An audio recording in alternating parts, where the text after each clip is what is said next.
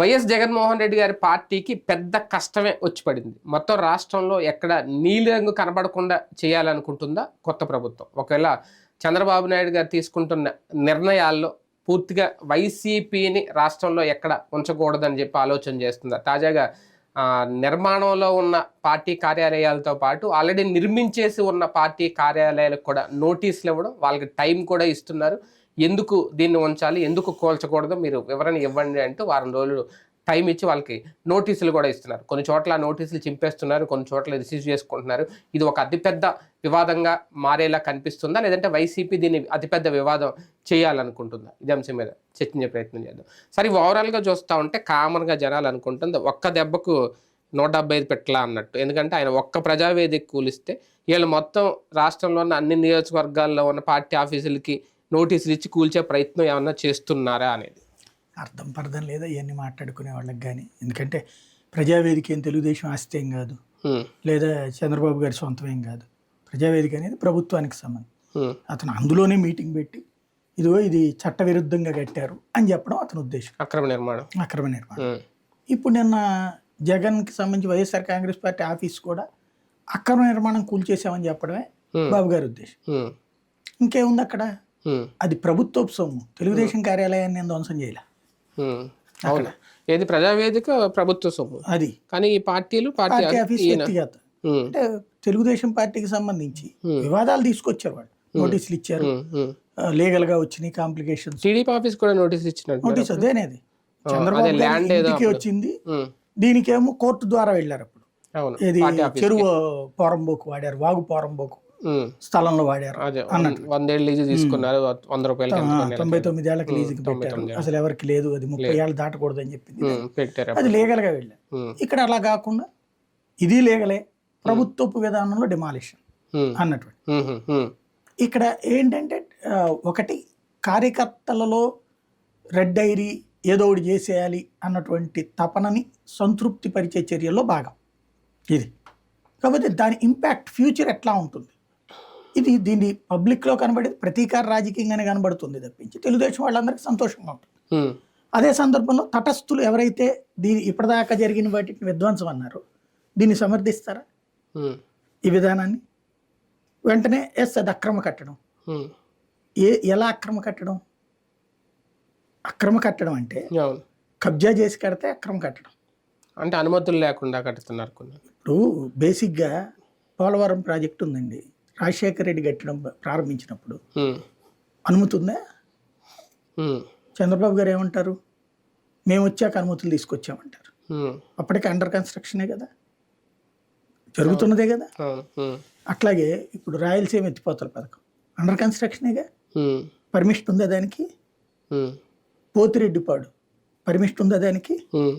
అనుమతి ఏంటది? ప్రభుత్వానికి సంబంధించిన భూమి. ఇప్పుడు ఇది కూడా చట్టబద్ధంగా కేబినెట్ తీర్మానం మేరకే ఇచ్చిన భూములు అయ్యి, ఊరికినే వెళ్ళిపోయి ఆక్యుపై చేసుకోలేదు కదా. కేబినెట్ తీర్మానం ప్రకారం ఇచ్చినవి. ఇవ్వచ్చా ఇవ్వకూడదా? నైతికంగా అయితే గనక ఇవ్వద్దంటాం.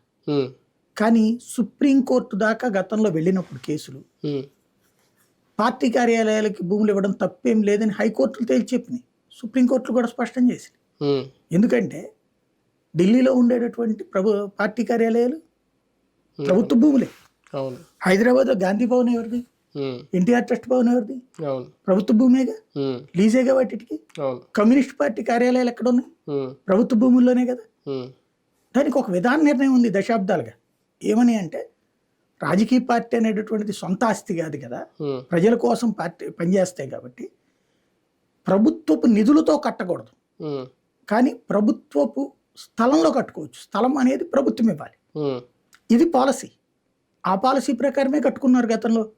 గాంధీ భవన్ ఏమంటారు, అప్పటికి ఎన్నిసార్లు గొడవ అయింది దాని మీద, లీగల్ ఇష్యూస్ అవన్నీ కూడా. అట్లాగే దాన్ని అంత ఉంది కదా ఎన్టీఆర్ ట్రస్ట్ భవన్, సిపిఐ మగ్దుం భవన్ కానీ ఇవన్నీ ఎక్కడ ఉన్నాయి? ప్రభుత్వ కార్యాలయ ప్రభుత్వ భవనాలే కదా. అవి కాకుండా మళ్ళీ అదనంగా ఇచ్చినవి కూడా ఉన్నాయి, ట్రస్ట్లని అవన్నీ అని. అట్లాంటప్పుడు తప్పవుద్ది. ఇంకోటి, పోనీ ఆంధ్రప్రదేశ్లో తెలుగుదేశం పార్టీ కట్టినటువంటి భవనాలు ఏమన్నా కొనుగోలు చేసిన భవనాలా? అన్ని ప్రభుత్వం లీజుకు తీసుకున్నాయే కదా, ప్రభుత్వం ఇచ్చినాయే కదా, చంద్రబాబు గారి టైంలో ఇచ్చినాయే కదా, అయ్యే కదా తీసుకుని కట్టింది. అవును. ఇటు జగన్మోహన్ రెడ్డికి సంబంధించినటువంటిది సేమ్ చేసుకున్నారు. అప్పుడు చంద్రబాబు గారి టైంలో ఒక జీవో ఇచ్చారు 2014లో. ఇచ్చి ఒక ఫార్ములా పెట్టుకొచ్చారు. నేను అప్పుడు కూడా వీడియోస్ పోస్ట్ చేసాం. మనం అప్పుడు డిబేట్ చేయలేదు అనుకుంటా, వీడియోస్ మాత్రం పోస్ట్ చేశాను నాకు గుర్తు. ఏంటి అంటే సాధారణంగా అన్ని పార్టీలకు భూములు కేటాయిస్తారు రాష్ట్రం విడిపోయిన తర్వాత, కాబట్టి అందరికీ ఇవ్వాలి, జనసేనకి ఇవ్వండి, బీజేపీకి ఇవ్వండి, ఒక్క తెలుగుదేశమే తీసుకుంది ఆ రోజున. దాంట్లో ప్రొవిజన్ ఏం పెట్టారంటే 80 సీట్ల పైన గెలిస్తే ఎంత ఇవ్వాలి క్యాపిటల్లో, 40 నుంచి 80 దాకా అయితే ఎంత.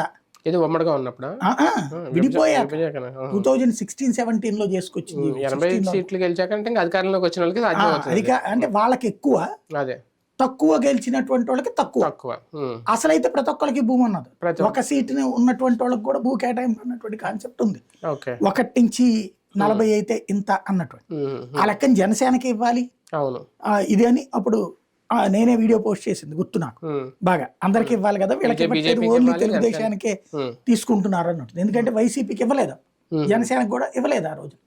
బీజేపీకి అంటే లేదనుకోండి, బీజేపీకి కూడా అప్పుడు గెలిచింది కదా, వాళ్ళకి కూడా ఇవ్వాలా, ఆయనకు కూడా ఇవ్వాలా. చీరాల ఎమ్మెల్యే ఆయన కూడా పార్టీ పెట్టుకున్నారు, సమైక్యాంధ్ర ఆయన కూడా పార్టీని, ఆయనకు కూడా ఇవ్వాలి లెక్క ప్రకారం.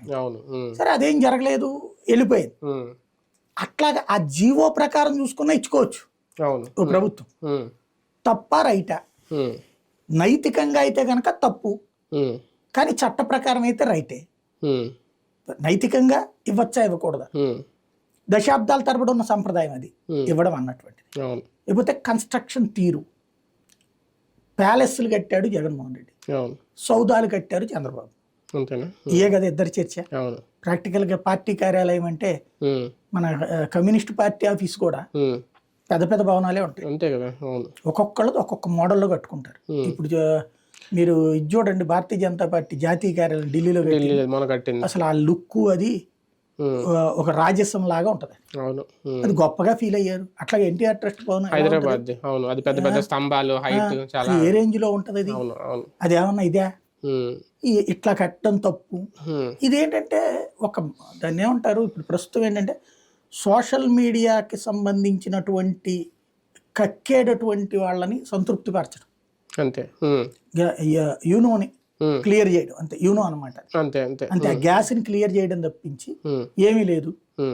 ఇప్పుడు వాళ్ళకి తీశారు, వీళ్ళు ఇదిగో ఇన్ని భవనాలు కట్టుకున్నారని, ఇలా తీశారు ఇన్ని భవనాలని. ఇద్దరు కట్టుకుంది ప్రభుత్వ స్థలాల్లో, అది గుర్తుపెట్టుకోవాల్సి. ఇద్దరు వాళ్ళ ప్రభుత్వాలు ఉన్నప్పుడే కట్టుకున్నారు. కాబట్టి బాబు గారి అధికారం లాగానే యాక్షన్ స్టార్ట్ అయిపోయింది. మా నాయకుడు మళ్ళీ మొత్తం అన్ని కూల్చేస్తున్నాడు అని చెప్పి టీడీపీ క్యాడర్లో కాస్తంత జోష్ లేదంటే ఉత్సాహం. కూల్చనియండి, కూలిస్తే చూద్దాం. అది కూడా కూలిస్తే అప్పుడు నెక్స్ట్ వచ్చిన వాళ్ళు ఏం చేయాలి? ఇప్పుడు మళ్ళీ ఎలా కూలుస్తారా, కూలిపించుకుంటారా? వైసీపీ పార్టీ ఆఫీసులు మాత్రమే టార్గెట్ చేస్తుందా టీడీపీ? అంతే కదా.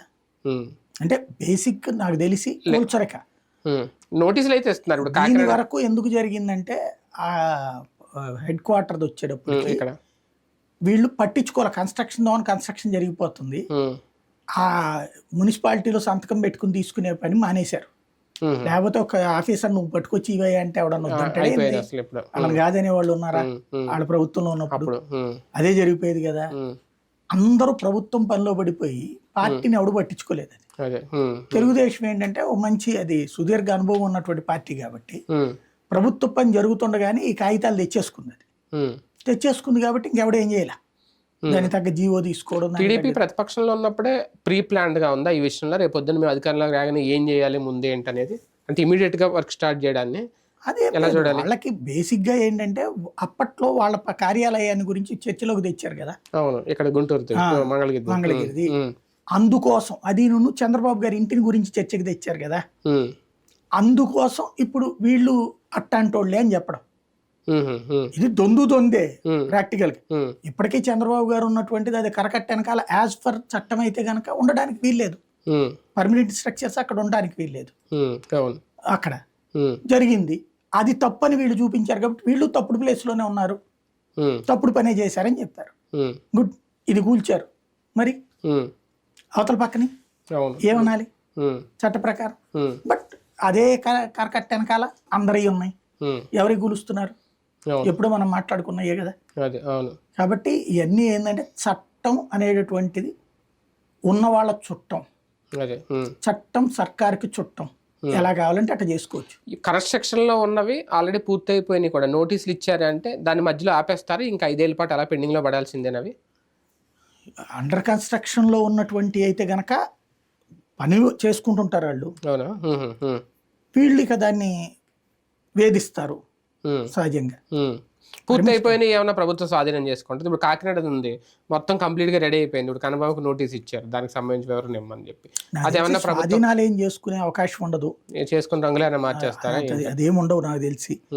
కాకపోతే కొంచెం బెదిరించడం ఓ రకంగా, మీకు జాగ్రత్త అన్నటువంటి ఒక ఇది, అంతకు మించి ఏముండదు అనుకుంటున్నాను నేను. వైసీపీ నాయకులకి ఇప్పుడు అసలైన థ్రెట్ ఏమన్నా మొదలైంది అనుకోవచ్చా? దేని విషయంలో? పార్టీ ఆఫీసులు కూలగొట్టడం కానీ, ఇప్పుడు పార్టీ ఆఫీసుల తర్వాత నాయకుల ఆస్తుల మీదకి వెళ్తారా అనేది కూడా వాళ్ళ మొదలైంది కదా. ఆల్రెడీ కొన్ని చోట్ల ఇప్పుడు ఇళ్ళు పగలగొడుతున్నారు, ఆస్తులు ధ్వంసం చేస్తున్నారు. ఎందుకంటే పార్టీకి ఎక్కువ అనుసంధానం రియల్ ఎస్టేట్ వ్యాపారులు కానీ, వాళ్ళు కట్టిన నిర్మాణాలు ఆ స్థలాలు ఇప్పుడు అవన్నీ లెక్కలు తీస్తున్నారు బయటికి. నోటీసులు ఏం కాదు, ఆల్రెడీ లాక్కుంటున్నారు. ఇప్పుడు కొంతమందిని పంపించేస్తున్నారు, వ్యాపారాలను మానిపించేస్తున్నారు. ఇప్పుడు ఫర్ ఎగ్జాంపుల్ అతను మాజీ ఎంపీ ఉన్నాడు కదా విశాఖపట్నం, ఇకంతే నడుస్తాయి. వీళ్ళ వాళ్ళ ఆపారు కాబట్టి వాళ్ళ ఇద్దరు కూడా ఇప్పుడు మనకి ఆంధ్రప్రదేశ్ లో పెట్టుబడి పెట్టాలంటే ఇద్దరు పెట్టకూడదు ఇక. అంతేనా? తెలుగుదేశం వాళ్ళు పెడితే వైసీపీ వాళ్ళు వచ్చి నాశనం చేస్తారు, వైసీపీ వాళ్ళు పెడితే తెలుగుదేశం వాళ్ళు నాశనం చేస్తారు. డబ్బులు ఉన్నటువంటి వాడు ఇక్కడ తగలేసుకోవడానికి సిద్ధపడితే రావాలి, లేదంటే పక్క రాష్ట్రాల్లో పెట్టుకోవడం కరెక్ట్ అనమాట. అప్పట్లో జగన్మోహన్ రెడ్డి గారు కూడా ముందు అక్రమ కడ్డాలని చెప్పి ప్రజావేదిక కూల్చిన తర్వాత టీడీపీ ఆర్థిక మూలాల మీద దెబ్బ కొట్టే ప్రయత్నం సెకండ్ ఫేజ్లో చేశారు. ఇప్పుడు ఆటోమేటిక్గా సెకండ్ ఫేజ్లోకి ఎంటర్ అయిపోయిందా టీడీపీ ప్రభుత్వం ఇప్పుడు? అంటే ఇక్కడ బేసిక్గా ప్రజెంట్ కనబడుతున్నది అయితే కనుక జగన్ని డిఫెన్స్లో ఉంచడం.